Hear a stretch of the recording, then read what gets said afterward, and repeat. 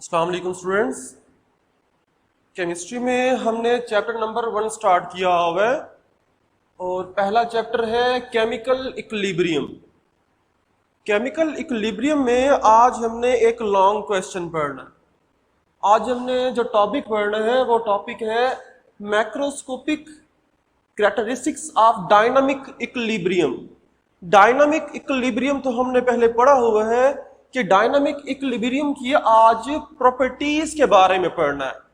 Characteristics, इसकी properties क्या होंगी। आपकी बुक के अंदर जो डायनामिक इक्विलिब्रियम की जो प्रॉपर्टीज या कैरेक्टरिस्टिक्स है वो पॉइंट्स में लिखी हुई है। पॉइंट्स वाली भी कर सकते हैं, तो हमने यहाँ पर हेडिंग बना ली है तो हेडिंग भी कर सकते हैं। खैर यहाँ समझना थोड़ा आसान हो जाएगा। तो डायनामिक इक्विलिब्रियम की प्रॉपर्टीज या कैरेक्टरिस्टिक्स क्या हो सकती हैं। नंबर 1, अगर हमने डायनामिक इक्विलिब्रियम को स्टडी करना हो, अगर हमने डायनामिक इक्विलिब्रियम को स्टडी करना हो तो सिस्टम क्या होना चाहिए, क्लोज सिस्टम होना चाहिए। सिस्टम की दो ही प्रॉपर्टीज है ना, या सिस्टम ओपन होगा या सिस्टम क्लोज। तो अगर हमने डायनामिक इक्विलिब्रियम को स्टडी करना है, आपको याद तो होगा ना कि डायनामिक इक्विलिब्रियम क्या होता है। दोबारा रिवाइज करने की जरूरत तो नहीं है ना, कि जब रेट ऑफ फॉरवर्ड रिवर्स के बराबर हो जाता है, तो हमने डायनामिक इक्विलिब्रियम पढ़ा था।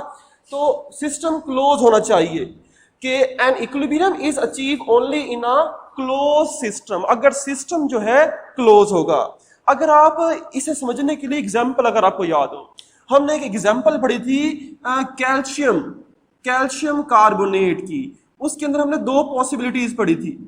कैल्शियम कार्बोनेट की जब हमने एग्जांपल पढ़ी थी तो हमने दो पॉसिबिलिटीज पढ़ी थी कि अगर हम कैल्शियम कार्बोनेट को लेते हैं यहाँ पर CaCO3, अगर कैल्शियम कार्बोनेट को लेते हैं तो ये कैल्शियम कार्बोनेट डिकम्पोज होकर प्रोड्यूस करता है CaO प्लस कार्बन डाइऑक्साइड।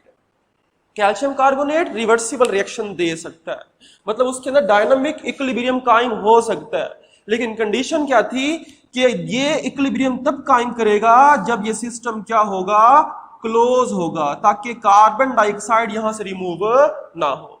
तो ये यहां से रिमूव ना हो, इसलिए हम क्या कहते हैं, substance neither leave nor inter, ताकि ना ही कोई चीज इंटर हो सके और ना ही रिमूव हो सके। तो इसके लिए अगर डायनामिक इक्विलिब्रियम स्टडी करना है तो सिस्टम क्या होना चाहिए, क्लोज सिस्टम होना चाहिए। नंबर 2, इसकी अगर हम दूसरी प्रॉपर्टी की बात करें, अगर हम सेकंड प्रॉपर्टी की बात करते हैं डायनामिक इक्विलिब्रियम की, तो वो है reaction does not stop. Dynamic equilibrium, जब इक्विलिब्रियम कायम हो जाता है तो रिएक्शन रुकता नहीं है। सिर्फ क्या होता है, जितना रिएक्शन फॉरवर्ड जाता है उतना रिएक्शन क्या जाता है, रिवर्स। तो reaction does not stop, equilibrium position पर जितना रिएक्शन फॉरवर्ड होगा उतना रिएक्शन क्या हो जाएगा, रिवर्स होगा, लेकिन रिएक्शन स्टॉप नहीं होता। तो dynamic equilibrium at equilibrium state reaction does not stop, reaction रुकता नहीं है। तो क्या होता है, forward and reverse reaction keeping on the same rate. सिर्फ फॉरवर्ड और रिवर्स रिएक्शन होता है और दोनों बराबर रेट के ऊपर होते हैं, इन अपोजिट डायरेक्शन, और दोनों की डायरेक्शन डिफरेंट होती है। नंबर 3, अगर हम इसकी तीसरी प्रॉपर्टी की बात करें डायनामिक इक्विलिब्रियम की, तीसरी प्रॉपर्टी इंपॉर्टेंट है, कांस्टेंट कंसंट्रेशन। जब डायनामिक इक्विलिब्रियम, जब इक्विलिब्रियम कायम हो जाता है, जब इक्विलिब्रियम कायम हो जाता है तो रिएक्टेंट और प्रोडक्ट की जो मिकदार है वो क्या हो जाती है, कांस्टेंट हो जाती है। इक्विलिब्रियम पोजीशन पर reactant at equilibrium state, amount of reactant and product do not change या कांस्टेंट हो जाती है। इनकी मिकदार चेंज नहीं होती। मैं वर्ड यूज कर रहा हूं कांस्टेंट का, मैं यहां पर वर्ड जो है वो सेम का यूज नहीं कर रहा। इक्विलिब्रियम पोजीशन पर रिएक्टेंट और प्रोडक्ट की अमाउंट कांस्टेंट रहती है, चेंज नहीं होती। सेम का वर्ड यूज नहीं कर सकते। इसे समझना ऐसे ही है, मतलब कि हमने एक रिएक्शन पढ़ा था, हमने ये रिएक्शन पढ़ा था कि जब हाइड्रोजन H2 रिएक्ट करता है I2 के साथ, रिवर्सिबल रिएक्शन होता है और प्रोड्यूस कर देता है 2HI प्रोड्यूस करता है, इक्विलिब्रियम कायम होगा। इक्विलिब्रियम लेट्स सपोज कि अभी सिर्फ प्रोडक्ट बना है 10% प्रोडक्ट बना है और अभी रिएक्टेंट मौजूद है 90%, और रिएक्टेंट कितने मौजूद है, 90%। और दोनों का रेट बराबर हो गया। जितना रिएक्शन फॉरवर्ड उतना रिएक्शन रिवर्स जा रहा है। जब दोनों का रेट बराबर हो जाएगा तो फिर इक्विलिब्रियम कायम हो जाएगा। तो इक्विलिब्रियम कायम हो गया। अगर यहां पर इक्विलिब्रियम कायम हो गया तो यहां पर देखो रिएक्टेंट्स ज्यादा है, प्रोडक्ट कम है। अब जब इक्विलिब्रियम कायम हो जाएगा, अब इनकी वैल्यू चेंज नहीं होगी। प्रोडक्ट जो है वो 10% ही रहेगा और रिएक्टेंट 90% रहेगा, और इनकी जो वैल्यूज है डू नॉट चेंज, इनकी वैल्यूज कांस्टेंट हो जाएंगी। इसके लिए लाजमी नहीं है कि इक्विलिब्रियम पोजीशन के ऊपर 50% रिएक्टेंट और 50% प्रोडक्ट हो, ये लाजमी नहीं है।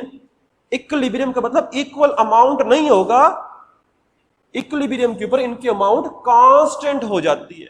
कांस्टेंट कभी भी हो सकती है जब दोनों का रेट बराबर हो जाएगा। एक और पॉसिबिलिटी भी है, ऐसा भी तो हो सकता था ना, हाइड्रोजन आयोडीन से मिले प्रोडक्ट बनता जाए और यहां पर प्रोडक्ट बन जाए 95%, तो रिएक्टेंट कितने रहेंगे बाकी? रिएक्टेंट बाकी बच जाए जस्ट 5% और इक्विलिब्रियम कायम हो जाए। इक्विलिब्रियम मतलब दोनों का रेट बराबर हो जाए, फॉरवर्ड और रिवर्स रिएक्शन बराबर हो जाए। जब दोनों का रिएक्शन बराबर हो जाएगा, अब इनकी वैल्यूज चेंज नहीं होंगी। अब इनकी जो वैल्यूज चेंज नहीं होंगी तो इक्विलिब्रियम कायम हो गया, इनकी वैल्यूज कांस्टेंट हो गई। तो हम वर्ड इस्तेमाल करेंगे कांस्टेंट कंसंट्रेशन, नॉट सेम। 50-50% के बाद नहीं, हाँ वो एक कंडीशन है, कुछ रिएक्शंस के लिए हो सकती है, लेकिन कांस्टेंट का वर्ड यूज करेंगे। तो ये एमसीक्यूज भी आता है कि at equilibrium position the concentration the reactant and product remain same और रिमेन कांस्टेंट। तो रिमेन कांस्टेंट, रिएक्टेंट और प्रोडक्ट की मिकदार कांस्टेंट हो जाती है, मतलब कि सेम का वर्ड यूज नहीं करेंगे। तो ये इसकी थर्ड प्रॉपर्टी थी। Even physical properties like colour, density remain same. Even की जो फिजिकल प्रॉपर्टीज है इक्विलिब्रियम पोजीशन पर वो भी चेंज नहीं होती, वो भी फिक्स अनचेंज रहती हैं। नंबर 4, अगर हम इसकी फोर्थ प्रॉपर्टी की बात करते हैं, नेक्स्ट है अटेनिंग ऑफ इक्विलिब्रियम। अगर हमने इक्विलिब्रियम हासिल करना है, इक्विलिब्रियम कायम करना है, तो जैसे हमने ये रिएक्शन पढ़ा है, हाइड्रोजन आयोडीन से मिलकर हाइड्रोजन होता है, तो इक्विलिब्रियम हम किस तरह कायम कर सकते हैं? लाजमी नहीं है कि रिएक्शन इक्विलिब्रियम हासिल करने के लिए हम हाइड्रोजन का आयोडीन से ही रिएक्शन करें, लाजमी नहीं है। हम रिएक्शन को प्रोडक्ट से भी शुरू कर सकते हैं। मतलब हम ये भी कर सकते हैं कि आप शुरू के अंदर हाइड्रोजन आयोडाइड ले लो, हाइड्रोजन आयोडाइड जब हीट अप करोगे तो कन्वर्ट किसके तरह हो जाएगा? ये कन्वर्ट हो जाएगा H2 हाइड्रोजन में और आयोडीन के अंदर। तो हमने रिएक्शन कहां से स्टार्ट किया? प्रोडक्ट से।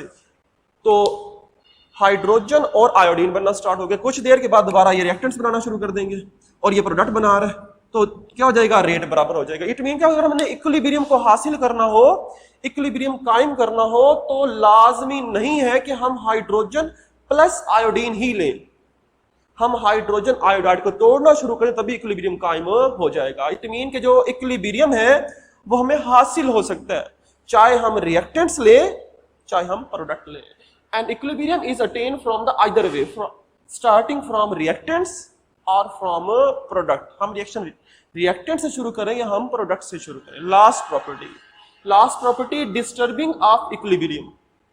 क्वेश्चन है, इक्विलिब्रियम कायम हो गया, इस रिएक्शन के अंदर इक्विलिब्रियम कायम हो गया, क्या हम इक्विलिब्रियम को rate of forward rate of reverse के बराबर हो गया, क्या हम इस इक्विलिब्रियम को डिस्टर्ब कर सकते हैं? यस, इस इक्विलिब्रियम को डिस्टर्ब किया जा सकता है। किस तरह डिस्टर्ब कर सकते हैं? अगर हम कंसंट्रेशन चेंज कर दें। किसकी कंसंट्रेशन चेंज कर दें? या हम रिएक्टेंट्स की कंसंट्रेशन चेंज कर दें, मतलब रिएक्टेंट की मिकदार बढ़ा दें या कम कर दें, या हम प्रोडक्ट की अमाउंट को चेंज कर दें, प्रोडक्ट की अमाउंट बढ़ा दें या कम दें। कंसंट्रेशन जब चेंज करेंगे तो इक्विलिब्रियम क्या हो जाएगा? डिस्टर्ब हो जाएगा, लेकिन दोबारा गेन हो जाता है। नंबर 2, टेम्परेचर चेंज कर दें। पहला रिएक्शन हो रहा है 25 डिग्री सेंटीग्रेड के ऊपर, अगर हम टेम्परेचर बढ़ा के कर दें 100 डिग्री सेंटीग्रेड तो इक्विलिब्रियम डिस्टर्ब हो सकता है। इसी तरह प्रेशर चेंज करने से भी इक्विलिब्रियम चेंज डिस्टर्ब हो सकता है। तो 3 प्रॉपर्टीज हैं, 3 हमारे पास फैक्टर्स हैं जिनके जरिए इक्विलिब्रियम को डिस्टर्ब किया जा सकता है, कंसंट्रेशन, टेम्परेचर एंड प्रेशर। तो ये हमारे पास टॉपिक है जिसमें आपने ये लॉन्ग क्वेश्चन में इसकी 5 प्रॉपर्टीज लिखनी होती हैं। ये टॉपिक यहां तक कंप्लीट कर दे। अल्लाह हाफिज।